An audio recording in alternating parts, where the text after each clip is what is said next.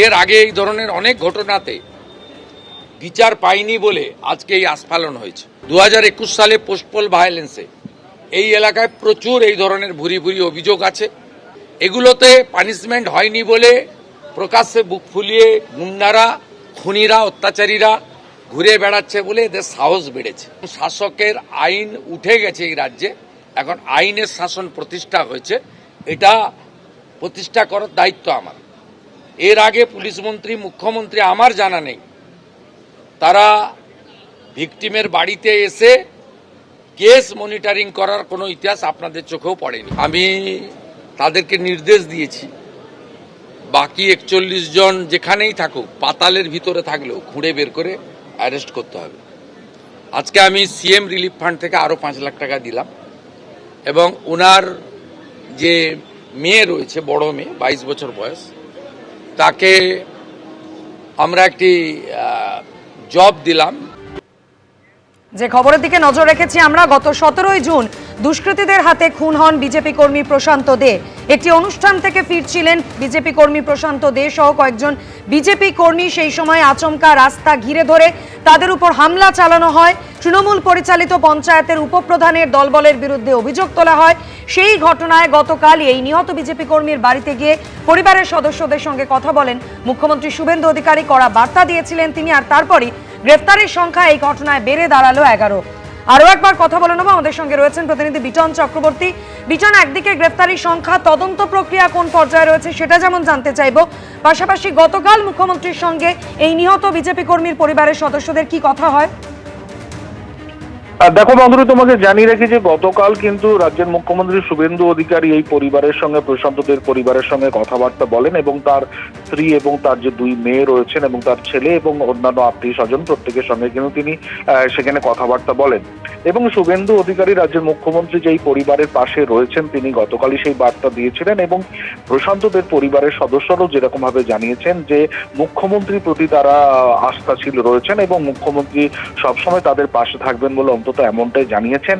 এবং গতকালই প্রশান্তদের যে যিনি ছোট মেয়ে রয়েছেন তিনি কিন্তু আমাদের সামনে জানিয়েছিলেন যে বাকি অভিযুক্তরা না ধরা পড়ার ফলে কিন্তু তারা রীতিমতো আতঙ্কে রয়েছেন এবং সেই বিষয়টা তারা মুখ্যমন্ত্রীকে জানিয়েছেন। মুখ্যমন্ত্রী তাদেরকে আশ্বাস দিয়েছেন যে আতঙ্কিত হওয়ার কোনো দরকার নেই, পুলিশ প্রশাসন সর্বদা এই পরিবারের সঙ্গে রয়েছে।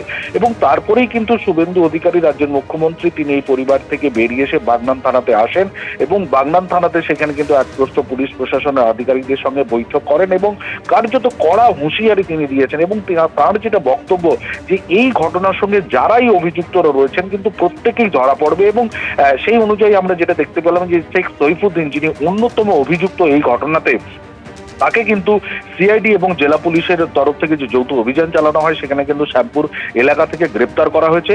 এবং জেলা পুলিশ সূত্রে আমরা যেটা জানতে পেরেছি যে এই ঘটনার যে তারা তদন্ত প্রক্রিয়া তারা এগিয়ে নিয়ে যাচ্ছেন এবং প্রত্যেকটা অপরাধী ধরা পড়বে অন্তত এমনটাই তারা জানাচ্ছেন এবং তারা যেখানেই থাকুক না কেন তাদেরকে খুঁজে বের করে তারা ধরা পড়বেন। এবং শুভেন্দু অধিকারী যেটা দাবিও করেছিলেন যে দ্রুত যাতে শাস্তির ব্যবস্থা করা হয় সেই বিষয়টা প্রশাসনের দিক থেকে এবং আইনগত দিক থেকেও তারা কিন্তু দেখবেন।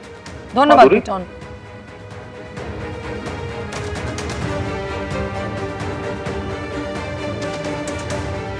গতকালই বাগনানে নিহত বিজেপি কর্মীর বাড়িতে যান মুখ্যমন্ত্রী শুভেন্দু অধিকারী এবং সেখানে দুষ্কৃতীদের বিরুদ্ধে ফের কড়া বার্তা দেন মুখ্যমন্ত্রী শুভেন্দু অধিকারী। তিনি বলেন 2021-এ ভোট পরবর্তী হিংসায় এই এলাকায় প্রচুর অভিযোগ আছে, শাস্তি হয়নি বলে বুক ফুলিয়ে ঘুরে বেড়াচ্ছে গুন্ডারা, খুনিরা।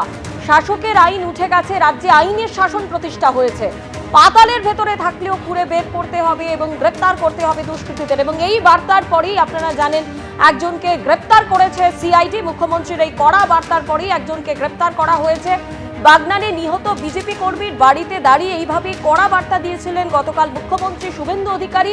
আর ইতিমধ্যেই আপনাদের যেমনটা জানাচ্ছি সিআইডি এবং পুলিশের যৌথ অভিযানে আরো একজনকে গ্রেপ্তার করা হয়েছে। আর এই নিয়ে এই ঘটনায় গ্রেপ্তারির সংখ্যা বেড়ে দাঁড়ালো 11। আর অন্যদিকে গতকালই মুখ্যমন্ত্রী শুভেন্দু অধিকারী পরিবারের পাশে থাকার আশ্বাস দেন এবং নিহতের মেয়েকে চাকরির কথাও বলেন। মুখ্যমন্ত্রী আমাদের পাশে ছিলেন, থাকবেন। বড় মেয়েকে অস্থায়ীভাবে চাকরি দেওয়ার ভিডিওতে হ্যাঁ চাকরি জয়েন করতে বলেছেন। কোথায় সেটা? ভিডিও অবশ্যই আতঙ্কে রয়েছে, যতক্ষণ না এরকম নৃশংস খুনিরা ধরা পড়ছে, যতক্ষণ না তাদের সঠিকভাবে বিচার হচ্ছে, ততক্ষণ পর্যন্ত তো কোনো মানুষ শান্তিতে থাকতে পারে না। মুখ্যমন্ত্রী একমাত্র আশ্বাস দিলেন এটাই যে আমাদের বিচার মানে আমাদের যেভাবে তদন্ত চালানো হচ্ছে সেভাবে তদন্ত উনি চালিয়ে যাবেন, এরপরে যে বিচার কার্য এগোবে আর দোষীদের শাস্তি হবে, এটা উনি আমাদের আশ্বস্ত করেছেন। অবশ্যই আশাবাদী। এবিপি আনন্দ এগিয়ে থাকে, এগিয়ে রাখে।